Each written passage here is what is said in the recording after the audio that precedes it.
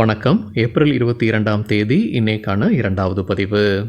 பங்குச்சந்தையில் நடந்த சில விஷயங்களை விரைவாக பார்க்கலாம்.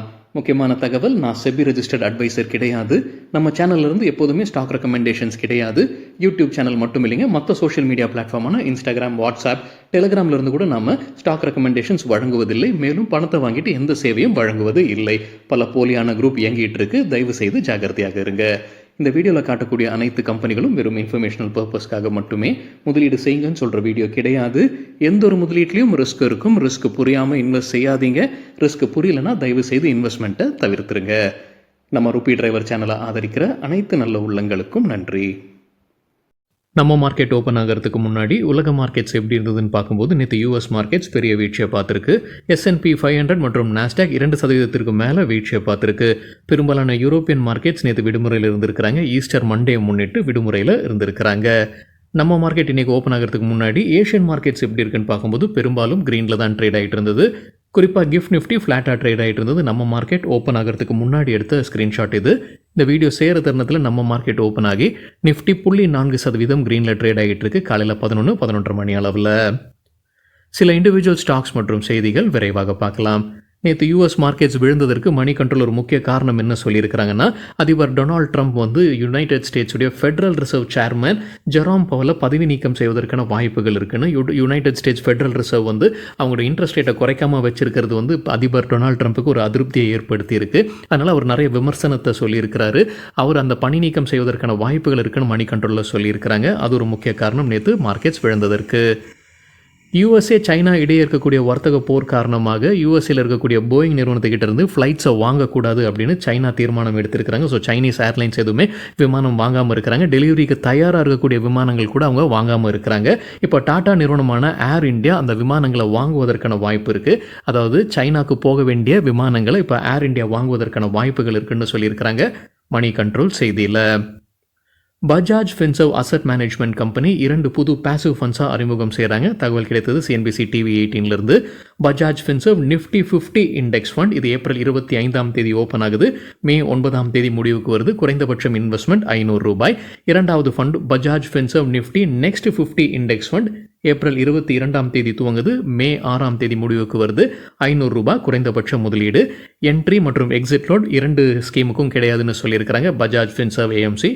தகவல் கிடைத்தது CNBC TV 18 HDFC லைஃப் இன்சூரன்ஸ்க்கு சாய்ஸ் புரோக்கிங் பை ரேட்டிங் கொடுத்துருக்காங்க. எதிர்பார்க்குற டார்கெட் 747 815 கொடுத்துருக்கிற கால அளவு அடுத்த சில வாரங்கள். அவங்க சொல்லியிருக்கிற காரணம் டெய்லி சார்ட்டில் cup and handle formation break out நடந்திருப்பதாக சொல்லியிருக்கிறாங்க. கப் அண்ட் ஹேண்டில் பேட்டர்னா என்ன அப்படின்னு நம்ம வேறொரு வீடியோவில் டீட்டெயில்டாக பேசியிருக்கோம். அந்த வீடியோட லிங்க் இந்த வீடியோட டிஸ்கிரிப்ஷனில் இருக்குது. ப்ரீமியர் எனர்ஜிஸ் மற்றும் வாரி எனர்ஜிஸ் இன்றைக்கி நல்லா பர்ஃபார்ம் பண்ணியிருக்கிறாங்க. 8% வரைக்கும் அதிகரிச்சிருக்கு. CNBC TV 18 அதற்கு ஒரு காரணம் சொல்லியிருக்கிறாங்க. USA புதிதாக வரி விதிச்சிருக்கிறாங்க சில நாடுகள் மீது. குறிப்பாக Asian countries Cambodia, Vietnam, Malaysia, Thailand மீது அவங்க வரி விதிச்சிருக்கிறாங்க. சோலார் எக்யூப்மெண்ட்டை USAக்கு உள்ளார கொண்டு வருவதற்காக. இந்த வரி முதல்ல அவங்க போட்ட அந்த ரெசிப்ரோக்கல் டேக்ஸ் கிடையாது. அது தவிர புதிதாக போட்டிருக்கக்கூடிய வரி. இது 35%லேருந்து 3500% வரைக்கும் வரி விதிச்சிருக்கிறாங்க இந்த நாடுகளுக்கு. இந்த வரி USA இந்த நாடுகள் மீது போட்டதுனால ப்ரீமியர் எனர்ஜி மற்றும் வாரி எனர்ஜிஸ் பயன்பெறுவதற்கான வாய்ப்பு இருக்குன்னு சொல்லியிருக்கிறாங்க CNBC TV 18. அலோக் இண்டஸ்ட்ரீஸ் நேற்று குவார்ட்டர்லி ரிசல்ட் அறிவிச்சிருக்கிறாங்க. மணி கண்ட்ரோல்லேருந்து கிடைத்த டேட்டா நஷ்டம் ₹75 கோடி. போன வருடம் இதே குவார்ட்டரில் ₹216 கோடி நஷ்டத்தில் இருந்திருக்கிறாங்க கன்சாலிடேட் பேசிஸில் ரெவென்யூ ₹953 கோடி இந்த குவார்ட்டரில். இயர் ஆன் இயர் கம்பேர் பண்ணும்போது 35% விழுந்திருக்கு. நிப்பான் லைஃப் இந்தியா அசட் மேனேஜ்மெண்ட் குறித்து NDTV ப்ராஃபிட்லேருந்து கிடைத்த தகவல் நம்ம சில தினங்களுக்கு முன்னாடி செய்தி பார்த்துருந்தோம். சைபர் அட்டாக் நடந்தது கம்பெனியுடைய சிஸ்டமில். அது இப்போ சரி செய்திருப்பதாகவும் அவங்களுடைய மொபைல் அப்ளிகேஷன் மற்றும் வெப்சைட்டை இப்போ சரி செய்திருக்கிறாங்கன்னு NDTV ப்ராஃபிட்டில் அப்டேட் கொடுத்துருக்குறாங்க. UTI மியூச்சுவல் ஃபண்ட் ONDC நெட்வொர்க்கில் இணைந்திருக்கிறாங்க. CNBC TV 18 கிடைத்த ஒரு தகவல். அவங்களுடைய மியூச்சுவல் ஃபண்ட் ப்ராடக்ட்ஸை இந்த ONDC நெட்வொர்க் வழியாக விற்பனை செய்வதற்காகத்தான் அவங்க இந்த முடிவு எடுத்திருக்கிறாங்க. இந்த மாத துவக்கத்திலேயே ஆக்சிஸ் மியூச்சுவல் ஃபண்டும் இதே மாதிரி ONDC நெட்வொர்க்கில் இணைந்திருக்கிறாங்க. தகவல் நமக்கு கிடைத்தது CNBC TV 18 Indag rubber limited dividend அறிவிச்சிருக்கிறாங்க. ஒரு ஷேருக்கு ₹1.50. அதற்குரிய ரெக்கார்ட் டேட் பின்னர் அறிவிக்கப்படும்னு சொல்லியிருக்கிறாங்க இண்டாக் ரப்பர் லிமிடெட். 360 வேம் குறித்து மணி கண்ட்ரோல்லேருந்து கிடைத்த ஒரு தகவல் இன்னைக்கு இன்ட்ராடேல 3% அதிகரித்தது. 360 வேம் நிறுவனம் யூபிஎஸ் இந்தியா வெல்த் பிஸ்னஸை வாங்குறாங்க. 307 கோடி ரூபாய்க்கு யூபிஎஸ் இந்தியாவுடைய வெல்த் பிஸ்னஸ் அவங்க வாங்குறாங்க. இந்த டீலில் வந்து ஸ்டாக் புரோக்கிங், போர்ட்ஃபோலியோ மேனேஜ்மெண்ட்டும் அடங்கும். ஆக்டிவ் அசெட் அண்டர் மேனேஜ்மெண்ட் 26,000 கோடி ரூபாய். டிசம்பர் 31, 2024 படி பார்க்கும்போது ஆக்டிவ் அசெட் அண்டர் மேனேஜ்மெண்ட் 26,000 கோடி ரூபாய். ஸோ 307 கோடி ரூபாய்க்கு இந்த டீலை அவங்க முடிக்கிறாங்க. இந்த டீலுடைய பாகமாகவே 361 மேம் வந்து 2.05 கோடி வேரன்ஸை வந்து யூபிஎஸ் ஏஜிக்கு அவங்க கொடுக்குறாங்க. இந்த வேரன்ஸை பயன்படுத்தி அவங்க வந்து அதை ஈக்விட்டி ஷேர்ஸை அவங்க மாற்றிக்கொள்ளலாம். இந்த வேரன்ஸ் ஒரு வேரண்ட்டுக்கு 1030 ரூபாய்னு அந்த டிரான்சாக்ஷன் நடக்குது. அவங்க ஈக்விட்டி ஷேர்ஸாக 18 மாதத்திற்குள்ளார இதை மாற்றிக்கொள்ளலாம். அப்படி மாற்றும் போது யூபிஎஸ் கைவசம் 4.95% ஸ்டேக் வரும் 361 வேம் லிமிடெட்டில். இந்துஸ்தான் யூனிலீவர் தரப்பில் வந்து அப்டேட் இருக்குது. அவங்க முன்னவே அறிவித்தது தான் அப்ரைசிங் சயின்ஸ் பிரைவேட் லிமிடெட்டில் ஸ்டேக் வாங்க போகிறதாக. 90.5% ஸ்டேக்கை இப்போ வாங்கியிருப்பதாக சொல்லியிருக்கிறாங்க Hindustan Unilever. Uprising science private limited company கைவசம் இருக்கக்கூடிய ஒரு பிராண்டு தான் மினிமலிஸ்ட் ஸ்கின் கேர் பிராண்ட். 2706 கோடி ரூபாய்க்கு 90.5% ஸ்டேக்கை வாங்கியிருக்கிறாங்க இந்துஸ்தான் யூனிலீவர். இந்தியன் கன்சியூமர் செக்டரில் யூபிஎஸ்க்கு பிடித்த ஸ்டாக்ஸ் எவை? என்டிடிவி ப்ராஃபிட்டில் அந்த பட்டியல் கொடுத்துருக்காங்க. டிமார்ட்டுக்கு பை ரேட்டிங் எதிர்பார்க்குற டார்கெட் 5200, 19% அதிகரிப்பதற்கான வாய்ப்பு இருக்குது. ட்ரெண்ட் டாடா நிறுவனத்துக்கு ரேட்டிங்கை அப்கிரேட் பண்ணியிருக்கிறாங்க. நியூட்ரலிருந்து பையாக உயர்த்தி இருக்கிறாங்க யூபிஎஸ். எதிர்பார்க்குற டார்கெட் 6200, அதாவது 21% அதிகரிப்பதற்கான வாய்ப்பு இருக்குது. இந்துஸ்தான் யூனிலீவருக்கு அவங்க கொடுத்துருக்கிற டார்கெட் 2800, 18% அதிகரிப்பதற்கான வாய்ப்பு.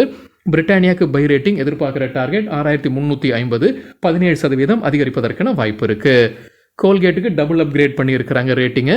செல்லிலிருந்து பையாக உயர்த்தி இருக்கிறாங்க. டார்கெட் 3100, 21% அதிகரிப்பதற்கான வாய்ப்பு இருக்குது. அவங்களுக்கு பிடிக்காத சில ஸ்டாக்ஸ் இந்த செக்டரில் ஏஷியன் பெயிண்ட்ஸ் மற்றும் டாபர்னு சொல்லியிருக்கிறாங்க. இரண்டுக்குமே டவுன்கிரேட் பண்ணியிருக்காங்க ரேட்டிங்கை, செல்லாக குறைச்சிருக்கிறாங்க. ஏஷியன் பெயிண்ட்ஸ்க்கு அவங்க கொடுத்துருக்கிற டார்கெட் 2100, 15% கீழே போகிறதுக்கான வாய்ப்புகள் இருக்குது. டாபருக்கு அவங்க கொடுத்துருக்கிற டார்கெட் 470, 2% கீழே போகிறதுக்கான வாய்ப்பு இருக்குன்னு கருதுறாங்க யூபிஎஸ். ஸ்டாக் புரோக்கிங் கம்பெனிஸோடைய ஆக்டிவ் கிளைண்ட் பேஸ் கீழே போயிருக்குன்னு சொல்லியிருக்கிறாங்க மணி கண்ட்ரோலில். மார்ச் குவார்ட்டர் மற்றும் டிசம்பர் குவார்ட்டருடைய எண்ணிக்கையை அவங்க கம்பேர் பண்ணியிருக்கிறாங்க. ஆக்டிவ் கிளைண்ட் பேஸ் கீழே போயிருக்குன்னு சொல்லியிருக்கிறாங்க. க்ரோ, ஜெரோதா, ஏஞ்சோன், அப்ஸ்டாக்ஸ் எல்லாத்தோடைய அவங்களுடைய ஆக்டிவ் கிளைண்ட் பேஸ் கீழே போயிருக்கு மார்ச் குவார்ட்டரும் டிசம்பர் குவார்ட்டரும் கம்பேர் பண்ணும்போது. க்ரோவில் எவ்வளவு இழந்திருக்கிறாங்க? 2.37 லட்சம் இன்வெஸ்டர்ஸை இழந்திருக்கிறாங்க. ஆக்டிவ் கிளைண்ட் பேஸுங்க இது. ஆக்டிவ் கிளைண்ட் பேஸ் மார்ச் குவார்ட்டரில் 1.29 கோடியாக இருந்தது. டிசம்பர் குவார்ட்டரில் 1.32 கோடியாக இருந்தது. ஸோ 2.37 லட்சம் இன்வெஸ்டர்ஸை இழந்திருக்கிறாங்க. ஜீரோதாவில் மார்ச் குவார்ட்டரில் ஆக்டிவ் கிளைண்ட் பேஸ் 79 லட்சம், டிசம்பர் குவார்ட்டரில் அது 81 லட்சமாக இருந்தது. 2.32 லட்சம் இன்வெஸ்டர்ஸை இழந்திருக்கிறாங்க ஜீரோதா. ஏஞ்சல் ஒன்ல மார்ச் குவார்ட்டரில் ஆக்டிவ் கிளைண்ட் பேஸ் 75.78 லட்சம், டிசம்பர் குவார்ட்டரில் அது 77.54 லட்சமாக இருந்தது. 1.76 லட்சம் கிளைண்ட்ஸ் இழந்திருக்கிறாங்க. அப்ஸ்டாக்ஸில் மார்ச் குவார்ட்டரில் 27.47 லட்சம் ஆக்டிவ் கிளைண்ட் பேஸ், டிசம்பர் குவார்ட்டரில் அது 28.87 லட்சமாக இருந்தது. அவங்க இழந்த எண்ணிக்கை 1.39 லட்சம் ஆக்டிவ் கிளைண்ட்ஸ். மாதந்தோறும் நம்ம 1000 ரூபாய் மியூச்சுவல் ஃபண்டில் முதலீடு செய்தால் 1 கோடி ரூபாய் எட்டுவதற்கான வாய்ப்பு இருக்கா? அப்படி எட்டுனா எவ்வளோ ஆண்டுக்குள்ளார எட்டுவோம் அப்படின்னு என்டிடிவி ப்ராஃபிட்டில் ஒரு தகவல் கொடுத்துருக்குறாங்க. அதில் சில அசம்ஷன்ஸும் பண்ணுறாங்க. அதாவது மாதந்தோறும் நம்ம 1000 ரூபாய் கட்டுறோம், ஆனால் ஒரு ஆண்டு முடியும் போது அது 10% உயர்த்த வேண்டும். அந்த முதலீட்டில் 10% உயர்த்த வேண்டும். அதாவது இந்த ஆண்டு நம்ம 1000 ரூபாய் ஒவ்வொரு மாதமும் கட்டுறோம்னா அடுத்த ஆண்டு அது 1100 உயர்த்தணும். அப்படி 10% உயர்த்திக்கிட்டே இருக்கணும் அப்படின்றத நம்ம அசியூம் பண்ணுறோம். எக்ஸ்பெக்டட் ரிட்டர்ன்ஸ் 12% ஆண்டிருக்கு அப்படின்னு நம்ம அசியூம் பண்ணுறோம். ஸோ இந்த அசம்ஷன் படி நம்ம ஒவ்வொரு மாதமும் 1000 ரூபாய் முதலீடு செய்துக்கிட்டே இருக்கிறோம். ஒவ்வொரு ஆண்டு முடியும் போதும் 10% அதை அதிகரிக்கிறோம் நம்ம இன்வெஸ்ட்மெண்ட்டில். அப்படின்னா 1 கோடி ரூபாய் எட்டுவதற்கு எவ்வளவு ஆண்டுகள் தேவைப்படுது? 32 ஆண்டுகள் தேவைப்படுதுன்னு என்டிடிவி ப்ராஃபிட்டில் சொல்லியிருக்கிறாங்க. அவங்க சொல்ல வந்தது என்னென்னா, குறைந்தபட்சம் 1000 ரூபாய் நம்ம சேமித்து மியூச்சுவல் ஃபண்டில் போட்டிருந்தா கூட 1 கோடி ரூபாய் எட்ட முடியும். அது 32 ஆண்டுகள் தேவைப்படுதுன்னு சொல்லியிருக்கிறாங்க. ஸோ 20-25 வயதில் ஒருத்தர் 1000 ரூபாய் முதலீடு செய்ய ஆரம்பிக்கிறாரு அப்படின்னா அவருடைய 55-57 வயசில் வந்து 1 கோடி ரூபாயை அவரால் அதை மாற்ற முடியும்னு சொல்ல வராங்க என்டிடிவி ப்ராஃபிட்டில். ஆனால் கூடவே ஒரு கேள்வி எழும்புதுங்க. அந்த கேள்விக்கு அவங்க பதில் சொல்லலை. இப்போ 1 கோடி ரூபாய்னு பார்க்கும்போது ஒரு பெரிய பணமாக தெரியுது. 30 அல்லது 35 ஆண்டுகள் கழித்து அந்த 1 கோடி ரூபாயுடைய மதிப்பு 1 கோடி ரூபாயாக இருக்காது அப்படின்றது புரிதல் தான். ஏன்னா இன்ஃப்ளேஷன் இருக்கும், ஸோ அது குறையும். ஸோ அதற்கான ஒரு பதில் வந்து அந்த கட்டுரையில் அவங்க கொடுக்கல. ஆனால் இப்போ நம்ம பார்க்கும்போது 1 கோடி ரூபாய்ன்றது பெரிய அமௌண்ட். ஸோ 1 கோடி ரூபாயை நம்ம எடுக்கணும் அப்படின்னா 1000 ரூபாய் போட்டாலே போதுன்ற மாதிரி தான் அந்த கட்டுரையில் சொல்லியிருக்கிறாங்க என்டிடிவி ப்ராஃபிட்டில். என்ஃபோர்ஸ்மெண்ட் டைரக்டர் தெலுங்கு நடிகர் மகேஷ் பாபுவை விசாரணைக்கு அழைச்சிருக்கிறாங்க. ஏப்ரல் 28ஆம் தேதி ஹைதராபாத்தில் 2 ரியல் எஸ்டேட் நிறுவனங்கள் மீது விசாரணை போய்கொண்டிருக்குங்க. மணி லாண்டரிங் தான் குற்றச்சாட்டு. அது மட்டும் இல்லாமல் அவங்க ஏமாற்றிருக்கிறாங்க, நிலம் வாங்குறவங்கள ஏமாற்றிருக்காங்கன்ற குற்றச்சாட்டு தகவல் நமக்கு கிடைத்தது எக்கனாமிக் டைம்ஸில். இந்த 2 நிறுவனங்களுக்கும் மகேஷ் பாபு வந்து விளம்பரத்தில் நடிச்சிருக்கிறாரு போல தெரியுது, சம்பளமும் வாங்கியிருக்கிறாரு. அதன் அடிப்படையில் தான் இப்போ விசாரணை கூப்பிட்டுருக்கிறாங்க. இந்த 2 நிறுவனங்களுடைய பெயர் சாய் சூர்யா டெவலப்பர்ஸ் மற்றும் சுரானா குரூப். கிட்டத்தட்ட 6 கோடி ரூபாய் அவர் சம்பளமாக வாங்கியிருக்கிறாரு அந்த விளம்பரத்தில் நடிக்கிறதுல. ஆனால் அதில் கொஞ்சம் பணம் கேஷாகவும் கொஞ்சம் செக்காகவும் வாங்கியிருக்கிறார். 3.4 கோடி ரூபாய் செக்காகவும் 2.5 கோடி ரூபாய் கேஷாக வாங்கியிருக்கிறாரு. ஸோ அதுதான் ஒரு ரெட் ஃபிளாகை எழுப்பியிருக்கு. ஸோ அவரை விசாரணைக்கு அழைத்திருக்கிறாங்கன்னு சொல்லியிருக்கிறாங்க எக்கனாமிக் டைம்ஸ் செய்தியில். ஜென்சால் இன்ஜினியரிங் குறித்தான சில தகவல். மினிஸ்ட்ரி ஆஃப் கார்ப்பரேட் அஃபேர்ஸ் நடவடிக்கை எடுக்க இருப்பதாக மணி கண்ட்ரோலில் சொல்லியிருக்கிறாங்க. செபி உத்தரவை ஆய்வு செய்ததற்கு பிறகு மினிஸ்ட்ரி ஆஃப் கார்ப்பரேட் அஃபேர்ஸ் நடவடிக்கை எடுக்க இருக்கிறாங்கன்னு மணி கண்ட்ரோலில் அப்டேட் கொடுத்துருக்கிறாங்க. மகாதேவ் பெட்டிங் ஆப்புடைய முக்கிய குற்றவாளி ஹரி திப்ரவால், அவருக்கும் ஜென்சால் இன்ஜினியரிங்கும் தொடர்பு இருக்குன்னு இப்போ மணி கண்ட்ரோல் ஒரு தகவல் கொடுத்துருக்காங்க. ஒரு பெரிய செய்தியாக இருந்ததுங்க. இந்த மகாதேவ் பெட்டிங் ஆப் ஸ்கேண்டல் வந்து ஒரு பெரிய இதாக இருந்தது. அதில் மணி லாண்டரிங் குற்றச்சாட்டும் இருக்குது. அதில் முக்கிய குற்றவாளி ஹரி திப்ரவால், அவருக்கும் ஜென்சால் இன்ஜினியரிங்கும் தொடர்பு இருக்குன்னு மணி கண்ட்ரோலில் சொல்லியிருக்கிறாங்க. ஹரி திப்ரவால் ஜென்சால் இன்ஜினியரிங்கில் ஷேர்ஸ் வைத்திருக்கிறாருன்னு தான் சொல்கிறாங்க. என்ஃபோர்ஸ்மெண்ட் டைரக்டர் அதை பறிமுதல் செய்திருக்கிறாங்க. இப்போ அந்த ஷேர்ஸ் வந்து என்ஃபோர்ஸ்மெண்ட் டைரக்டர் பேரில் இருக்குது. நான் செக் பண்ணி பார்த்தேங்க, ஷேர் ஹோல்டிங் பேட்டர்ன் செக் பண்ணி பார்க்கும்போது டிசம்பர் குவார்ட்டர் முடிவில் அந்த ஷேர் ஹோல்டிங் பேட்டர்ன் செக் பண்ணி பார்க்கும்போது அந்த ஷேர்ஸ் இப்போ என்ஃபோர்ஸ்மெண்ட் டைரக்டர் பேரில் தான் இருக்குது. அவங்க ஹரி திப்ரவால் கிட்ட இருந்து அதை பறிமுதல் செய்திருப்பதாக சொல்லியிருக்கிறாங்க மணி கண்ட்ரோலில். ஸோ ஏற்கனவே மணி லாண்டரிங் கேஸில் தான் அவர் மீது விசாரணை நடத்திக்கிட்டு இருக்கிறாங்க. இப்போ இடியோடைய பேரில் தான் அந்த கிட்டத்தட்ட 5,20,000 ஈக்விட்டி ஷேர்ஸ், அதாவது 1.37% ஷேர்ஸ் ஜென்சால் இன்ஜினியரிங் இப்போ என்ஃபோர்ஸ்மெண்ட் டைரக்டரேட் கைவசம் இருக்குது. அது ஹரி திப்ரவாலுடைய ஷேர்ஸ் அவங்க பறிமுதல் செய்திருக்கிறாங்க. என்ஃபோர்ஸ்மெண்ட் டைரக்டரேட் இந்த மகாதேவ் பெட்டிங் ஆப் சம்பந்தமாக 170 இடங்களில் சோதனை நடத்தியிருக்கிறாங்க. 3000 கோடி ரூபாய்க்கு மேலே சொத்துக்களை பறிமுதல் செய்திருப்பதாக அதே மணி கண்ட்ரோல் செய்தியில் சொல்லியிருக்கிறாங்க. 13 ஆட்களை கைது செய்திருக்கிறாங்க. 74 நிறுவனங்களை வந்து குற்றவாளி பட்டியலில் சேர்த்திருக்கிறாங்கன்ற தகவலும் மணி கண்ட்ரோலில் அப்டேட் கொடுத்துருக்கிறாங்க. இப்போது ஜென்சால் இன்ஜினியரிங்குடைய ப்ரொமோட்டர்ஸுக்கும் இப்போ இடி வருவாங்க. இடி அவங்களையும் விசாரணை செய்ய இருக்கிறாங்கன்னு மணி கண்ட்ரோலில் தகவல் கொடுத்துருக்காங்க. சில தினங்களுக்கு முன்னாடி நம்ம செய்தி பார்த்துருந்தோங்க.